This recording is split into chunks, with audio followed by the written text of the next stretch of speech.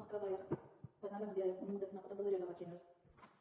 ഷിമയോന്റെ മഹത്വം. 172 ആണ്ടിൽ ദമയത്രോസ് രാജാവ് തുഫൈക്കെതിരെ യുദ്ധം ചെയ്യാൻ ആവശ്യമായ സഹായം ഉറപ്പുവരുത്താൻ സൈന്യസമേതം മെദാനിയിലേക്ക് പുറപ്പെട്ടു. ദമയൂസ് രാജാകൃതി ലഭിച്ചുവെന്ന് കേട്ട് പേർഷ്യയുടെയും മെദാനിയുടെയും രാജാവായ അർസാക്കാസ് അവനെ ജീവനോടെ പിടികൂടാൻ തന്റെ സൈന്യാധിപന്മാരോട് കൽപ്പന അയച്ചു. അവർ പോയി ദമയത്രോസിന്റെ സൈന്യത്തെ തോൽപ്പിച്ച് അവനെ ബന്ധസ്ഥനാക്കി അർസാക്കിന്റെ അടുക്കൽ കൊണ്ടുവന്നു. അർസാക്ക് അവനെ തടവിലാക്കി. ഷിമയോന്റെ നാളുകളിൽ ദേശത്ത് ശാന്തത ഉണ്ടായിരുന്നു. ജനക്ഷേമമാണ് അവൻ തേടിയിരുന്നത്.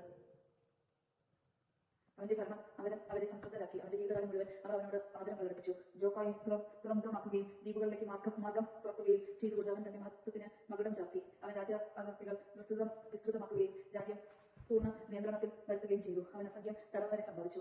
ഗസാറയും ബെത്സൂറും കോട്ടയും അവൻ തന്റെ ഭരണത്തിന് കീഴിലാക്കുകയും അവിടെ നിന്നും വെളിച്ചതകൾ നീക്കിക്കളയുകയും ചെയ്തു. അവനെ എതിർക്കാൻ ആരും ഉണ്ടായില്ല. സമാധാനത്തോടെ അവൻ നിലം വീഴുന്നു. ഭൂമി ധാരാളം വിളവ് നൽകി. സമുദ്രത്തിലെ വൃക്ഷങ്ങൾ അവരുടെ ഫലങ്ങളും മൃഗങ്ങൾ നിരത്തുകളിൽ കൂടിയിരുന്ന തങ്ങൾക്ക് ലഭിച്ച നന്മകളെക്കുറിച്ച് സംസാരിച്ചു. യുവാക്കൾ പ്രൗഢിയും യുദ്ധോചിതവുമായ വസ്ത്രങ്ങൾ അണിഞ്ഞു. നഗരങ്ങളെ അവൻ പ്രതിരോധ സജ്ജമാക്കുകയും അവയിൽ ആഹാരം വിതരണം ചെയ്യുകയും ചെയ്തു. അവന്റെ ഖ്യാതി ഭൂമിയുടെ അതിർത്തികളോട് വ്യാപിച്ചു. അവൻ ദേശത്ത് സമാധാനം സ്ഥാപിച്ചതിനാൽ ഇസ്രായേൽ അത്യധികം ആഹ്ലാദിച്ചു. ഓരോരുത്തരും താന്താങ്ങളുടെ മുന്തിരിത്തോപ്പിലും അത്തിമരങ്ങളിലും ചുവട്ടിലുമിരുന്നു. അവരെ ഭയപ്പെടുത്താൻ ആരും ഉണ്ടായിരുന്നില്ല. അവർക്കെതിരെ പടവെട്ടാൻ ദേശത്ത് ആരും അവശേഷിച്ചില്ല. ആ നാളുകളിൽ രാജാക്കന്മാർ തകർക്കപ്പെട്ടിരുന്നു. അവൻ ജനത്തിലെ എളിയവർക്ക് സംരക്ഷണം നൽകി. നിയമപാലനത്തിൽ ശ്രദ്ധിക്കുകയും നിയമനിഷേധകരെയും ദുഷ്ടന്മാരെയും നശിപ്പിക്കുകയും ചെയ്തു. അവൻ ദേവാലയത്തിന്റെ പ്രവൃത്തി വർദ്ധിപ്പിക്കുകയും വിശുദ്ധ സ്ഥലത്തെ പാത്രങ്ങളുടെ എണ്ണം കൂട്ടുകയും ചെയ്തു. സ്പാർത്തായും റോമയുമായി സഖ്യം പുതുക്കുന്നു. ജോനാഥന്റെ മരണവാർത്ത റോമായിലും സ്പാർത്തായും എത്തി. അവർ അഗാധമായി ദുഃഖിച്ചു. ജോനാഥന്റെ സ്ഥാനത്ത് അവന്റെ സഹോദരൻ ഷിമയോൻ പ്രധാന പുരോഹിതനായി എന്ന രാജ്യവും അതിന്റെ നഗരങ്ങളും അവന്റെ അധീനതയിലാണെന്ന് അവരറിഞ്ഞു. അവന്റെ സഹോദരന്മാരായ യൂദാസും ജോനാഥനുമായി ഉണ്ടായിരുന്ന സൗഹൃദവും സംഖ്യവും ഷിമയോനുമായി പുതുക്കിക്കൊണ്ട് അവർ നിശ്ചല ഫലകത്തിൽ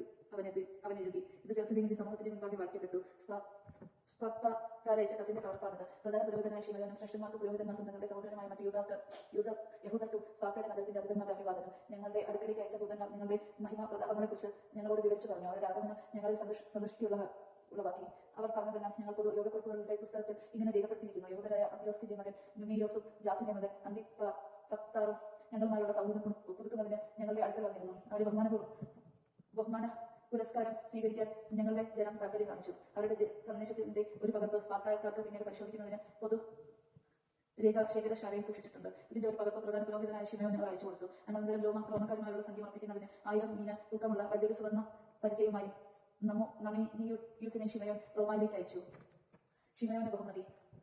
ഇത് കേട്ട ജനം പറഞ്ഞു, ഷിമയോനോട് പുത്രന്മാരോട് നാം എങ്ങനെ നന്ദി പ്രകാശിപ്പിക്കും. അവനും അവന്റെ സഹോദരന്മാരും പുത്രഭവനവും കുറച്ചു നിൽക്കുകയും ഇസ്രായേലിന്റെ ശത്രുവിനെതിരെ പൊരുത്തി അവരെ കിടത്തുകയും രാജ്യത്തെ സ്വാതന്ത്ര്യം സ്വാധീനമാക്കുകയും ചെയ്തു. കാര്യങ്ങളെല്ലാം അവർ ഫലകത്തിൽ രേഖപ്പെടുത്തി സീവൻ മലയിൽ സ്തംഭങ്ങളിൽ സ്ഥാപിച്ചു. അവർ എഴുതിയിരിക്കുന്നതിന്റെ പകർപ്പിതാണ്. 172 ആണ്ട്, അതായത് സമുന്നതനായ പ്രധാന പുരോഹിതൻ ഷിമയോന്റെ 3-ാം ഭരണവർഷം എല്ലൂൾ മാസം 18-ാം ദിവസം അസര മേലിൽ പുരോഹിതന്മാരുടെയും ജനത്തിന്റെയും ഭരണാധിപന്മാരുടെയും ശ്രേഷ്ഠന്മാരുടെയും മഹാസഭയിൽ ഈ വിളംബരം പുറപ്പെടുവിച്ചു. രാജ്യം തുടരെ യുദ്ധത്തിന് ഇടപെട്ടുകൊണ്ടിരിക്കെ യോയാറിന്റെ വംശത്തിൽപ്പെട്ട പുരോഹിതനായ അത്താത്തിയാസിന്റെ മകൻ ഷിമയോനും സഹോദരന്മാരും ജീവനെ അപകടത്തിലാക്കിക്കൊണ്ട് വിശുദ്ധ മന്ദിരവും നിയമവും കാത്തു സൂക്ഷിക്കുവാനായി രാജ്യത്തിന്റെ ശത്രുക്കളോട് എതിരിട്ടു. അവർ രാജ്യത്തിന് പ്രതാപം നേടുന്നതിനും ജോനാഥൻ ജനത്തിന് കേട്ടുറപ്പ് നൽകുകയും പ്രധാന പുരോഹിതനാവുകയും ചെയ്തു. അവസാനം അവൻ പിതാക്കന്മാരോട് ചേർന്നു. രാജ്യത്തെ ആക്രമിക്കുന്നതിനും വിശുദ്ധ സ്ഥലം പിടിച്ചെടുക്കുന്നതിനും ശത്രുക്കൾ ശ്രമിച്ചപ്പോൾ ഷിമയോൻ തന്റെ രാജ്യത്തിന് വേണ്ടി പൊരുതി. രാജ്യത്തിന്റെ സേനകൾക്ക് ആയുധവും വേതനവും നൽകാൻ അവൻ സ്വന്തം സമ്പാദ്യത്തിൽ നിന്ന് വലിയ സംഖ്യ ചെലവഴിച്ചു. യൂദായിലെ നഗരങ്ങളും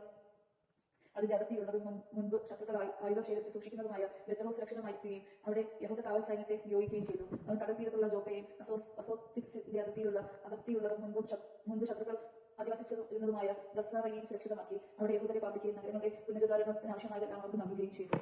ഷിമയോന്റെ വിശ്വസ്തതയും രാജ്യത്തിന് അവൻ നേടിക്കൊടുക്കാനുറച്ച പ്രതാപവും ജനം മനസ്സിലാക്കി. അവന്റെ ചെയ്തികളും അവൻ ജനത്തോട് പുലർത്തിയ നീതിയും വിശ്വസ്തതയും കണക്കിലെടുത്തു. എല്ലാ വിധത്തിലും ജനത്തെ പ്രതാപത്തിലേക്ക് നയിക്കുന്നതിന് അവൻ നടത്തിയ പരിശ്രമങ്ങളെ പരിഗണിച്ചു. അവർ അവനെ തങ്ങളുടെ നേതാവും പുരോഹിതനുമാക്കി. അവന്റെ നേതൃത്വത്തിൽ ജനത്തിന് ഉത്കർഷമുണ്ടായി. അവൻ വിജാതിയെ രാജ്യത്തിൽ നിന്ന് തുരത്തി. അതുപോലെ ജെറുസലേമിൽ ദാവീദിന്റെ നഗരത്തിൽ തങ്ങൾക്കായി കോട്ട കെട്ടുകയും അതിൽ നിന്ന് പുറത്തു വന്ന വിശുദ്ധ സ്ഥലത്തിന്റെ പരിസരങ്ങൾ അശുദ്ധമാക്കുകയും അതിന്റെ വിശുദ്ധിക്ക് ഭംഗം വരുത്തുകയും ചെയ്തിരുന്നവരെ അവൻ ഓടിച്ചു. അവൻ അവിടെ യഹൂദരെ പാർപ്പിക്കുകയും രാജ്യത്തിന്റെയും നഗരത്തിന്റെയും സുരക്ഷിതത്തിനു വേണ്ടി അതിനെ സുശക്തമാക്കുകയും ജെറുസലേമിന്റെ മതിലുകൾ ഉയരം കൂട്ടുകയും ചെയ്തു. ഇതിന്റെ വെളിച്ചത്തിൽ ദമയന്ത്രീസ് രാജാവ് അവനെ പ്രധാന പുരോഹിതനായി സ്ഥിരപ്പെടുത്തി. അവനെ രാജമിത്രങ്ങളിൽ ഒരുവനാക്കുകയും അവന് വലിയ ബഹുമതികൾ നൽകുകയും ചെയ്തു. എന്തുകൊണ്ടെന്നാൽ റോമക്കാർ യഹൂദരെ സുഹൃത്തുക്കളും സഖ്യകക്ഷികളും സഹോദരരുമായി പരിഗണിച്ചിരുന്നു എന്ന് ഷിമയോൻ ദൂതന്മാരെ അവർ ബഹുമാന പുരസ്കാരം സ്വീകരിച്ചുവെന്നും അവൻ കേട്ടിരുന്നു. വിശ്വസനീയമായ ഒരു പ്രവാചകന്റെ ആവിർഭാവം വരെ ഷിമയോൻ നേതാവും പ്രധാന പുരോഹിതനും ആയിരിക്കട്ടെ എന്ന യഹൂദരും പുരോഹിതനും തീരുമാനിച്ചു. അവൻ അവരുടെ ഭരണ അധികാരിയായിരിക്കുകയും വിശുദ്ധ സ്ഥലത്തിന്റെ ചുമതല വഹിക്കുകയും ചെയ്യേണ്ടിയിരുന്നു. അതിലെ ശുശ്രൂഷകളും രാജ്യത്തിന്റെ ആയുധങ്ങളുടെയും ശക്തി ദുർഗങ്ങളുടെയും മേൽനോട്ടത്തിന് ആളുകളെ നിയമിക്കേണ്ടത് അവനായിരുന്നു. സകലതും അവനെ അനുസരിക്കണം. രാജ്യത്ത് എഴുതപ്പെട്ട കരാറുകളെല്ലാം അവന്റെ നാമത്തിലായിരിക്കണം. അവൻ രാജകീയ വസ്ത്രം ധരിക്കുകയും സ്വർണ്ണ